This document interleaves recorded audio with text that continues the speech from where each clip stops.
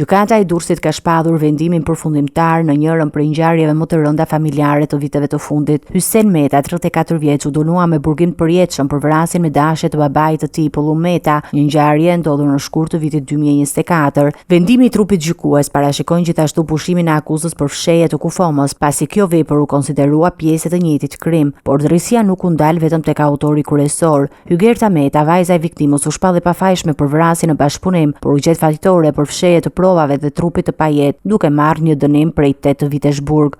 Amarildo Meta, djali tjetër i familjes, u dënua me 5 vite burg, ndërsa mbrojtja kërkoi që kjo periudhë të llogaritej brenda kohës së paraburgimit. Nëna Blerina Meta u dënua me 3 vite burg, pasi dyshohet se ka ndihmuar në fshehjen e krimit. Gjatë procesit gjyqësor, mbrojtja kërkoi që vendimi të miratohej paraprakisht nga dhoma kombëtare e avokatisë, duke qenë se avokatët ndodheshin në kushtet e bojkotit të përkohshëm të seancave, por kjo nuk i pengoi gjykatën të japë një vendim që mbyll një nga dosjet më të rënda të kriminalistikës familjare në vend. Ngjarja ndodhi në 12 shkurt 2024 në banesën e familjes Meta në fshatrat periferike të Durrësit. Sipas hetimeve, Pullum Meta sapo ishte kthyer nga puna kur u përball me djalin e tij Hyssein Meta, i cili pas një konflikti të ashpër verbal e qelloi me armë zjarri në kuzhinë në prani të vajzës Hygerta. Ajo çfarë ndodhi më pas e tronditi çdo hetues që u përfshi në rast. Në vend që të njoftonin policinë, anëtarët e familjes nisën një përpjekje për të zhdukur gjurmët e krimit. Trupi i Pullum Metës u gropos në kasollën e baktive pranë shtëpisë,